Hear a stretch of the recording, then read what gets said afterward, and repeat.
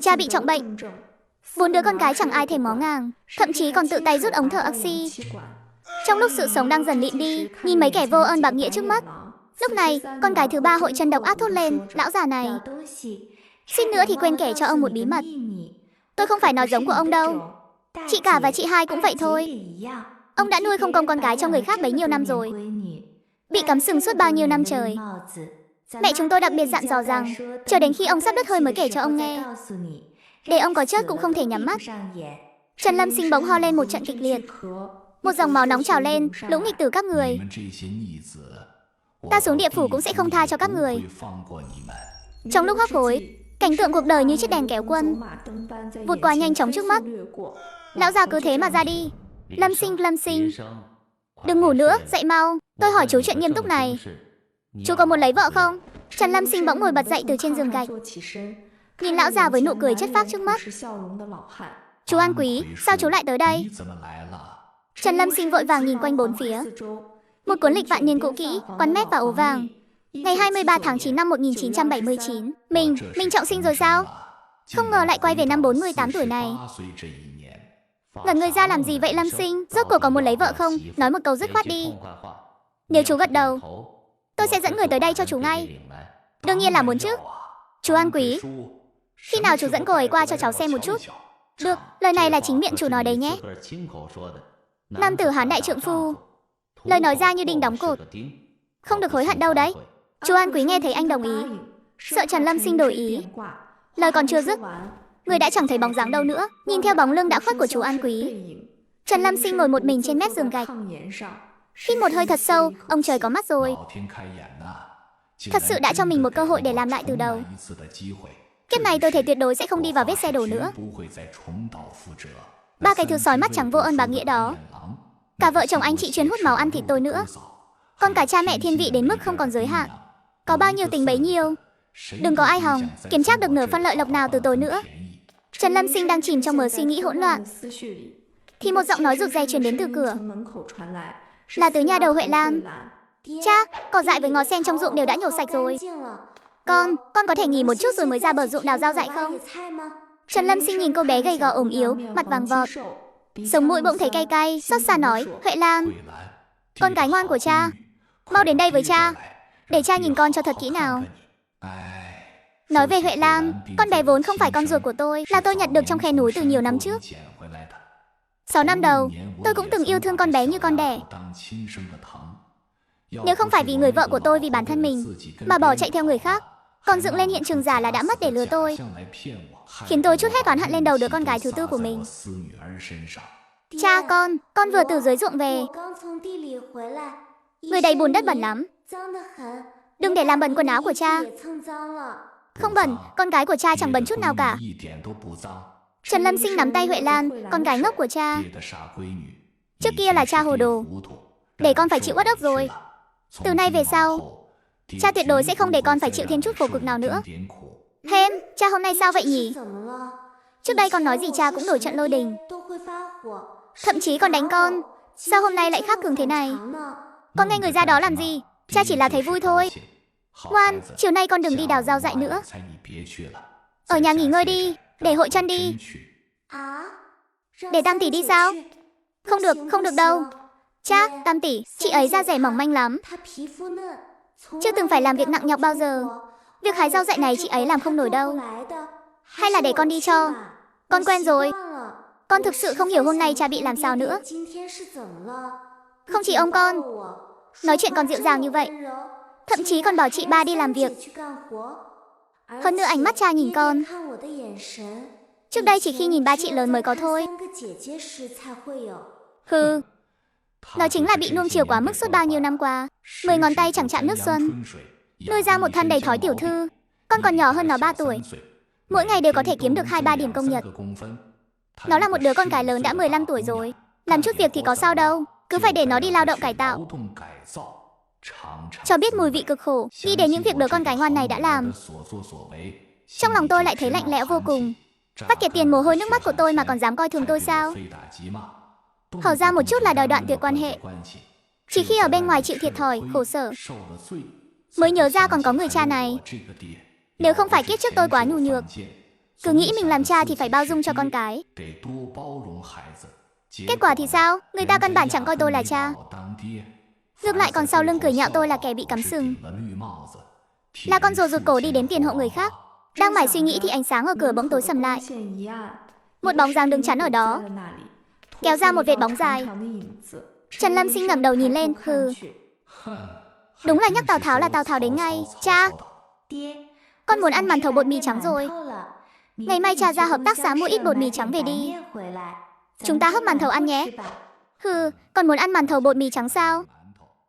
Xem lát nữa ta dạy dỗ mày thế nào. Cha, con đang nói chuyện với cha đó. Cha điếc rồi à?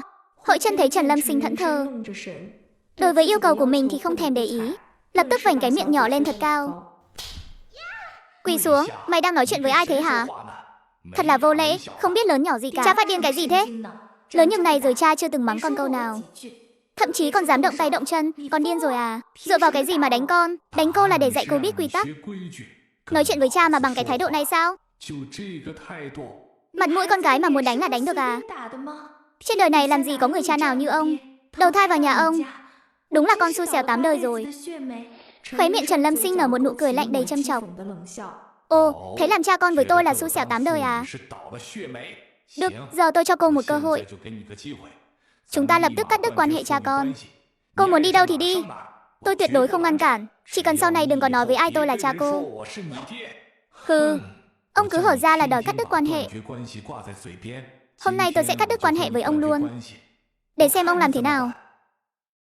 Trần Lâm Sinh đang vui mừng hớn hở đón người vợ mới của mình.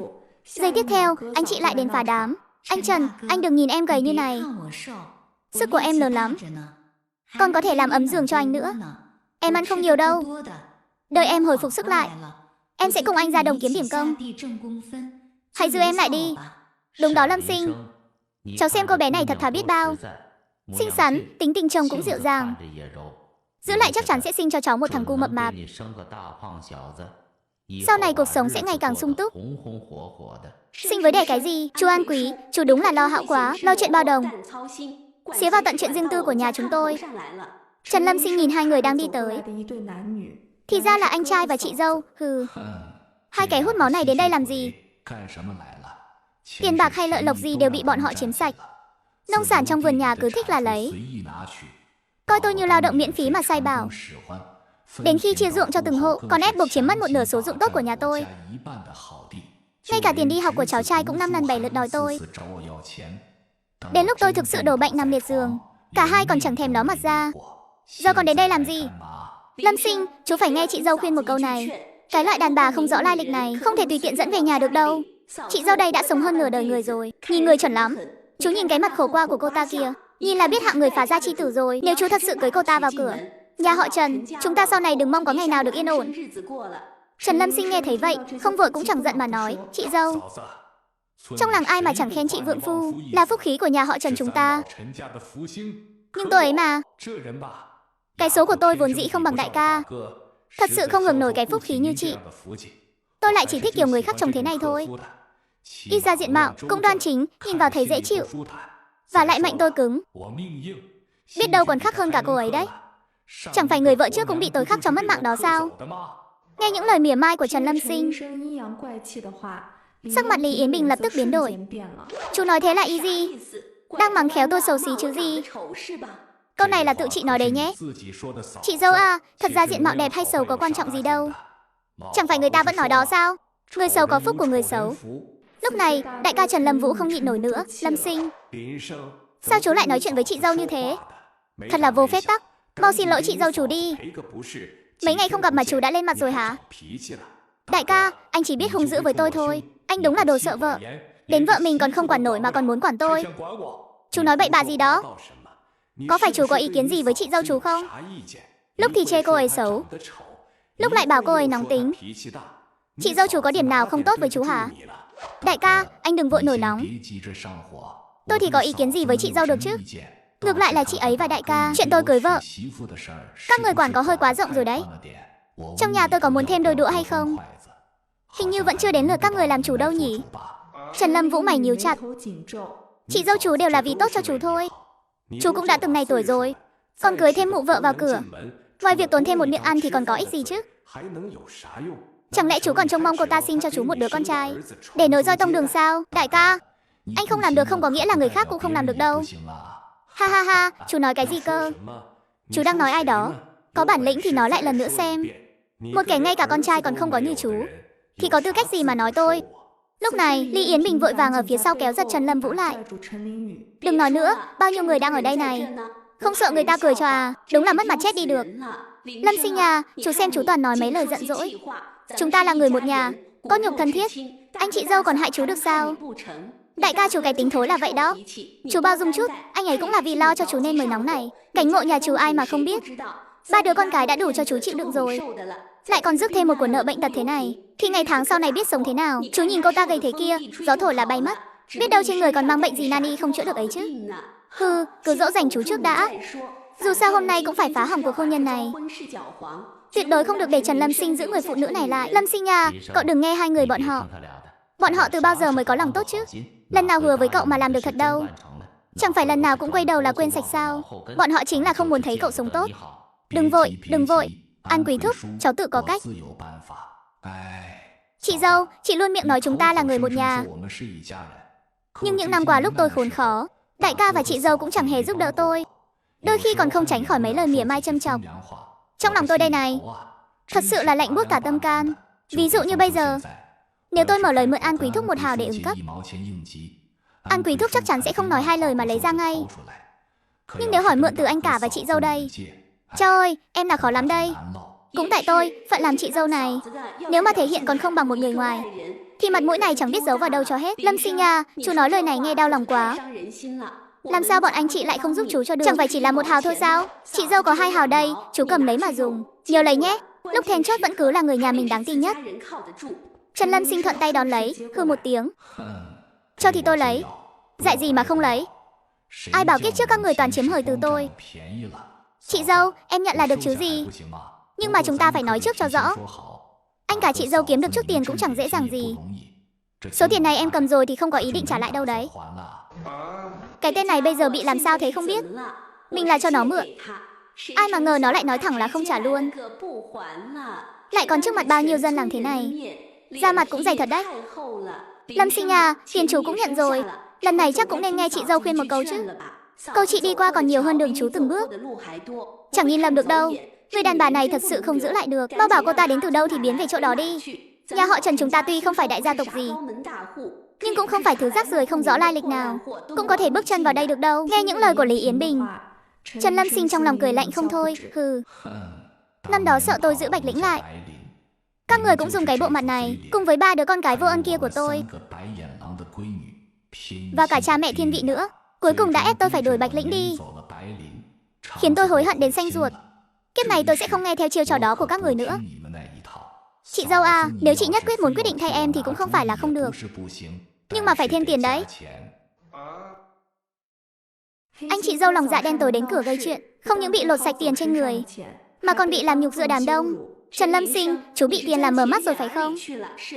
3 câu là hết 3 câu nhắc đến tiền rồi. Hôm nay tôi nói thẳng luôn ở đây, người phụ nữ này chú nói gì cũng không được cưới. Nếu chú cứ nhất quyết làm theo ý mình thì chúng ta sẽ mời cha mẹ đến xem hai cụ có đồng ý hay không. Không thêm tiền thì không xong đâu. Chị dâu, còn về phía cha mẹ, bất kể họ có đồng ý hay không, nhà của tôi tự làm chủ. Những năm qua chính vì tôi quá nghe lời họ nên mới phải chịu thiệt thòi quá nhiều. Thằng em trai này của tôi hôm nay lạ quá. Trước đây luôn là kẻ bị đánh không trả tay, bị mắng không cãi lại, là cái bao chút giận. Hôm nay bị làm sao thế này? Đồ khốn nạn này, muốn làm loạn rồi sao? Lời của cha mẹ mà chú cũng dám không nghe à? Đại ca, nếu tôi là đồ khốn nạn, vậy cha mẹ đã sinh dưỡng chúng ta thành cái gì? Còn anh thì tính là cái thứ gì? Và lại đại ca à, anh cũng có mặt mũi lấy chuyện nghe lời cha mẹ ra để dạy bảo tôi sao? Năm đó trước khi anh kết hôn, chẳng phải cha mẹ đã xem mắt cho anh một cô gái ở làng bên, vừa hiền thục lại vừa có tướng mạo đoan trang, bảo anh cưới cô ấy. Còn anh thì nhất quyết phải cưới chị dâu bây giờ. Lúc đó còn bảo chị dâu tuy có hơi xấu một chút, nhưng tiền xính lễ đòi ít, lại còn biết làm việc. Khi đó chính kiến của anh đâu mất rồi? Sao không nghe lời cha mẹ đi? Lý Yến Bình đứng bên cạnh nghe thấy lời này lập tức nổi lôi đình. Những gì chú ta nói có đúng là thật không? Có chuyện này hay không? Không có đâu vợ ơi, bà đừng nghe chú ấy nói bậy bạ. Năm đó tôi vừa nhìn một cái là đã ưng bà rồi. Trong lòng thích không để đâu cho hết, nên mới nhất quyết cưới bà đấy chứ. Chẳng liên quan gì đến mấy chuyện khác đâu. Chuyện này tuyệt đối không được thừa nhận. Nếu không thì tối nay phải ra ngoài. Đường mà ngủ rồi. Trần Lâm Sinh nhìn bộ dạng sợ vợ nhất của đại ca, đứng bên cạnh nói thêm dầu vào lửa. Đại ca, anh sợ cái gì chứ? Có gì mà phải sợ? Theo tôi thấy thì phụ nữ không được quá nuông chiều. Anh càng cho họ sắc mặt tốt, cô ta sẽ càng muốn để đầu cưới cổ chú để làm ai làm quái đấy. Tính tình lớn nhỏ gì chứ? Cứ xách lên cho một trận đòn, bảo đảm là hết sạch thói hư tật xấu ngay. Được rồi, tôi sợ bà rồi. Bà nó ơi, chúng ta mau về nhà thôi, đừng ở đây tự chuốc nhục vào thân nữa. Lâm Sinh à, không còn sớm nữa, chú cũng phải về đây. Bạch Linh cứ ở lại đây nhé. Hai đứa hãy trò chuyện với nhau cho kỹ, để bồi dưỡng thêm tình cảm. Trần Lâm Sinh dẫn Bạch Lĩnh vào trong nhà. Hai người ngồi trên đầu giường đất. Bạch Lĩnh, tình hình nhà tôi, bất kể chú An Quý đã nói với cô bao nhiêu, tôi cũng phải đích thân nói lại với cô một lần. Tôi có 4 đứa con gái. Con cả và con hai là một cặp song sinh. Con cả đã gả đi được 2 năm rồi. Con hai hiện đang dạy học ở công xã. Con ba mới 15, vẫn còn đang đi học. Con 4 tháng trước mới tròn 12 tuổi. Điều kiện trong nhà cô cũng thấy rồi đó. Chẳng hề giàu có gì. Nếu cô không chê thì hãy ở lại. Những chuyện khác tôi không dám hứa chắc, nhưng chỉ cần tôi có một miếng cơm ăn thì tuyệt đối sẽ không để cô phải hút cháo suông. Anh Trần, anh đã bằng lòng thu nhận tôi, cho tôi một miếng cơm ăn thì tôi đã cảm kích không cùng rồi. Sao tôi có thể chê được chứ? Nhưng tôi còn một yêu cầu nữa. Cô phải hứa với tôi, trong 4 đứa con này, ngoại trừ Tứ nhà đầu, cô không cần phải đối xử tốt với mấy đứa kia. Ngược lại, cô phải học cách làm một người mẹ tồi.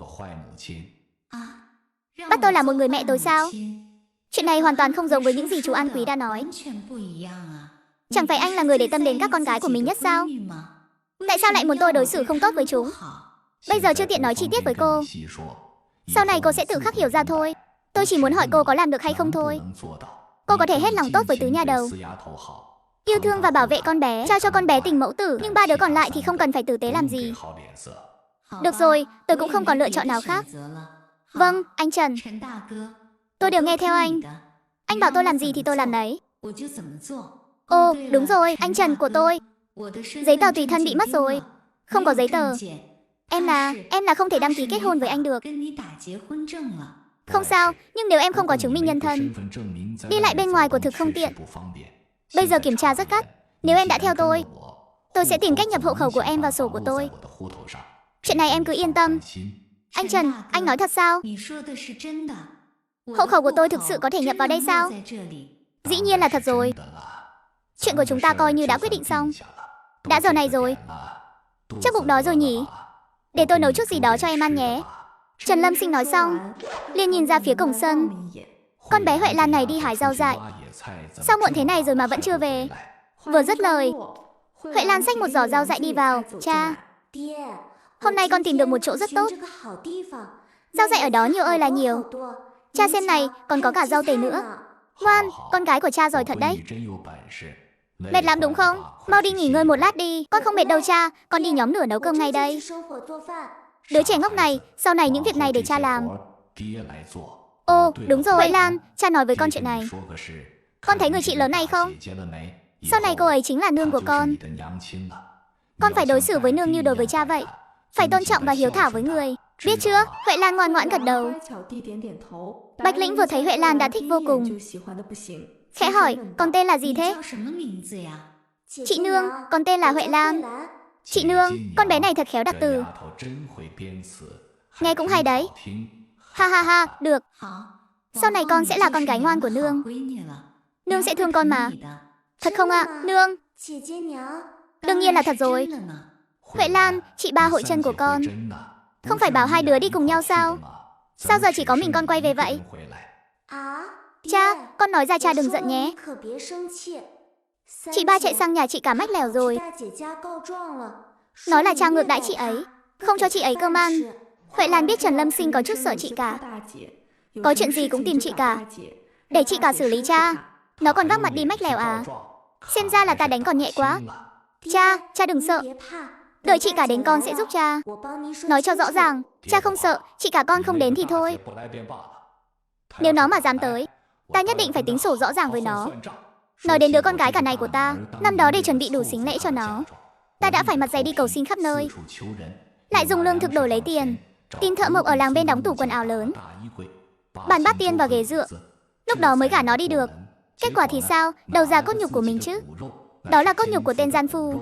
Hơn nữa mình đối tốt với người ta cũng chẳng thèm ghi nhận đâu. Đối với Huệ Lan, sau khi ăn tối xong, đã lâu rồi Huệ Lan chưa được ăn no. Vẻ mặt đầy vẻ tận hưởng. Cha ơi, ngon quá đi mất. Nếu ngày nào cũng được uống cháo như thế này thì tốt biết mấy. Xem cái tiền đồ của con kìa. Một bát cháo thập cẩm đã thấy mãn nguyện rồi. Vậy con có muốn ăn màn thầu trắng không? Ăn bánh bao nhân thịt không? Muốn à, nằm mơ con cũng muốn nữa. 2 ngày nữa cha sẽ cho con ăn thịt. Thật không cha? Đương nhiên là thật rồi. Huệ Lan, tối nay con đừng ngủ ở nhà Cúi nữa. Sang phòng chị hai con mà ngủ. Sang phòng chị hai ngủ à? Con không dám đâu cha, chị hai sẽ đánh con mất. Cảm giác bị đánh lần trước, đến giờ con vẫn còn nhớ rõ mồn một. Có cha ở đây con còn sợ cái gì? Là cha bảo con đi mà. Nếu nó có ý kiến gì, cứ bảo nó đến tìm cha. Nó mà dám động vào một ngón tay của con, cha sẽ tát nó 10 cái. Đòi lại công bằng cho con. Cả nhà 3 người đang trò chuyện vui vẻ. Bỗng nhiên có tiếng bước chân dồn dập truyền đến. Cha, mẹ, chú hai, thím hai, muộn thế này rồi sao mọi người lại qua đây? Cả gia đình đang trò chuyện vui vẻ. Giây tiếp theo anh chị dâu đã dẫn theo cha mẹ đến gây sự. Cha, mẹ, chú hai, thím hai, muộn thế này rồi sao mọi người lại qua đây? Chắc chắn là đại ca đại tẩu lại đến trước mặt ông bà nội nói xấu rồi. Muốn bắt cha mình đổi Bạch Lĩnh đi. Ông nội, bà nội, ông hai, bà hai. Huệ Lan sợ hãi vội lùi lại vài bước. Anh còn mặt mũi mà hỏi tại sao chúng tôi đến à? Nếu không đến, chẳng lẽ anh định lên trời luôn sao? Chuyện lớn như thằng hai lấy vợ, anh đã bàn bạc với chúng tôi câu nào chưa? Trong mắt anh còn có người cha người mẹ này không? Anh chị anh đã hết lời khuyên nhủ, nói người phụ nữ này lai lịch bất minh không thể nhận. Bao nhiêu lời hay lẽ phải nói cả thúng rồi. Anh có nghe không? Mẹ, nếu mọi người đến để chúc mừng thì con hoan nghênh. Con đến để hỏi tội thì miễn đi. Ở đây không hoan nghênh đâu. Đồ khốn nạn. Trưng cái bản mặt đó cho ai xem hả? Thật là càng lúc càng không biết trên dưới là gì nữa rồi. Trần Lâm Sinh nhìn cha mình, trong lòng dâng lên một sự chán ghét. Hừ, cùng là con trai, đại ca từ nhỏ được nhường miếng ngon, con tôi thì đến cả bữa cơm no cũng phải tranh giành. Nếu không phải tôi và đại ca trông giống nhau, tôi đã nghi ngờ mình là con nhặt về rồi. Cha à, con lấy vợ, mọi người không đến chúc mừng con sao? Hay là con phải sống độc thân cả đời thì mọi người mới vui? Cuộc hôn nhân này chúng tôi không đồng ý. Lấy vợ mà anh tưởng như trò đùa trẻ con sao? Ngay cả thân phận của cô ta là gì, trong nhà có những ai con cũng chẳng biết, mà đã dám dẫn về nhà rồi. Lỡ như trên người cô ta có bệnh, đầu óc có vấn đề, thậm chí là lý lịch có vấn đề thì sao? Chẳng phải con đang bôi cho chát chấu, gây rắc rối cho cả nhà sao? Mọi người không đồng ý là chuyện của mọi người, con tự nguyện là được rồi. Kiếp trước tôi chính là vì nghe theo lời mọi người. Kiếp này ai mà dám cản đường tôi thì tôi cũng sẽ khiến kẻ đó không được yên thân. Thằng danh con này đủ lông đủ cánh rồi phải không? Chúng ta không quản nổi anh nữa rồi. Tôi nói cho anh biết, ngày mai nhất định phải đuổi người đi, bằng không tôi sẽ không có đứa con trai như anh. Được lắm. Đây là chính miệng cha nói đấy nhé. Ngày mai chúng ta hãy mời bí thư đại đội đến làm chứng, đoạn tuyệt quan hệ cha con. Từ nay về sau, mọi người đi đường lớn của mọi người, tôi đi cầu độc mộc của tôi. Cái đồ nghịch tử này, xem hôm nay ta có giết người không? Đủ rồi, cha tưởng tôi vẫn là đứa trẻ, mặc cho cha đánh chửi như năm đó sao? Bao nhiêu năm qua mọi người có coi tôi là con không? Lúc chưa chia gia sản, tôi làm việc bạt mạng, đồ tốt đều để dành hết cho đại ca. Tôi chỉ được ăn đồ thừa canh cặn của anh ấy. Sau khi chia nhà, tôi sống khó khăn thế nào mọi người đều rõ. Vậy mà chưa từng một lần hỏi han. Huệ Lan cần gấp tiền học phí, tôi đã quỳ trước cửa nhà mọi người để vay tiền. Mọi người nói không có lấy 1 đồng. Kết quả là vừa quay lưng đã nhét cho Sâm Sâm và Dương Dương mỗi đứa 2 đồng. Mọi người hãy sờ lên lương tâm mình mà nói xem, rốt cuộc có từng để đứa con trai này ở trong lòng không? Cái đó sao mà giống nhau được? Sâm Sâm và Dương Dương là cháu trai nhà họ Trần chúng ta. Mấy đứa con cái của anh, đứa nào chẳng là lũ lỗ vốn. Con tốn tiền cho chúng đi học, đúng là đầu óc có vấn đề. Cho nên chuyện của tôi tự quyết định. Bao nhiêu năm qua mọi người không giúp tôi lấy một xu một cắc, thì đừng có xía vào chuyện của tôi nữa. Lâm Sinh à, lời này cháu nói quá đáng quá rồi. Dù sao họ cũng là cha mẹ cháu, công sinh thành dưỡng dục cháu bấy lâu. Sao cháu có thể nói chuyện với họ như vậy? Chú hai, cho dù họ là cha mẹ cháu, thì cũng không có tư cách can thiệp vào cuộc sống của cháu. Cái thằng bé này sao lại bướng bỉnh thế nhỉ? Cứ nhất định phải lấy người đàn bà này mới chịu sao? Đúng vậy, hôm nay dù mọi người có nói gãy lưỡi, thì người vợ này con cũng nhất định phải cưới. Lâm Sinh, không phải anh muốn trách chú. Chị dâu chú đã nói với chú rồi. Chỉ cần đuổi người đàn bà này đi. Quay đi quay lại anh sẽ giới thiệu cho chú người ra thế rõ ràng. Mọi người cũng đừng lấy cái mác vì tốt cho tôi ra nữa, mà làm bộ làm tịnh ở đây. Tưởng tôi không biết tại sao mọi người lại nhảy dựng lên như thế à? Chẳng phải là sợ tôi lấy vợ sinh được con trai? Sau này các người không thể chiếm đoạt tài sản của tôi nữa sao? Sắc mặt Trần Lâm Vũ và Lý Yến Bình lập tức tái mét. Rõ ràng là đã bị nói trúng tim đen rồi. Hừ. Tôi nghe nói trong làng sắp chia ruộng đất rồi, mà còn chia theo đầu người nữa. Nhà em trai có 4 miệng ăn, có thể chia được không ít đất đâu. Đợi đến khi 3 đứa con gái lỗ vốn kia gả đi hết, ruộng vườn và đất thổ cư của nhà em trai chẳng phải đều thuộc về 2 đứa con trai hắn sao? Họ sợ rằng lúc đó tôi lại có thêm con trai. Nếu thật sự như vậy, thì bản tính của họ coi như đồ sông đồ biển. Coi ai là kẻ ngốc ở đây hả? Chú ăn nói hàm hồ cái gì vậy? Anh và chị dâu chú căn bản chưa từng nghĩ như vậy. Chú đừng có ngậm máu phun người. Chuyện này tuyệt đối không thể thừa nhận. Một khi truyền ra ngoài, chúng ta sẽ bị nước bọt của người trong làng dìm chết mất. Chiếm đoạt tài sản của chính em trai ruột mình, chuyện đó sẽ bị người ta chửi rủa, phỉ nhổ đấy. Sau này trong làng không ngóc đầu lên nổi đâu. Có nghĩ như vậy hay không? Trong lòng các người tự biết rõ. Tôi cũng chẳng muốn đôi co với các người làm gì. Nhân sự việc ngày hôm nay, chúng ta hãy nói thẳng thừng với nhau luôn. Sau này các người sống đời của các người, tôi sống đời của tôi. Đừng hòng nghĩ đến việc chiếm của tôi dù chỉ một chút lợi lộc. Nếu không thì đừng trách tôi trở mặt không nể tình thân. Cái đồ vô lương tâm nhà anh. Ý của anh là ngay cả người mẹ này anh cũng không nhận nữa đúng không? Thằng hai ngày thường lầm đi ít nói. Sao bỗng dưng tính tình lại thay đổi lớn như vậy? Vốn tưởng chúng ta qua đây gây sức ép, Trần Lâm Sinh sẽ ngoan ngoãn đuổi người đi, nhưng không ngờ lại thành ra cơ sự này. Mọi người đừng mong dùng tình thân để ép tôi nữa.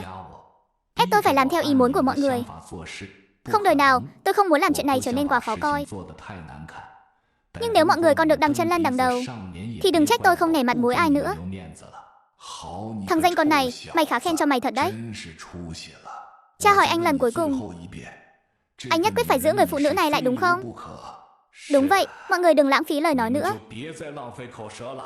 Đã vậy, thì từ nay về sau tôi không có đứa con trai này nữa. Anh cũng không còn người cha này. Chúng ta đoạn tuyệt quan hệ.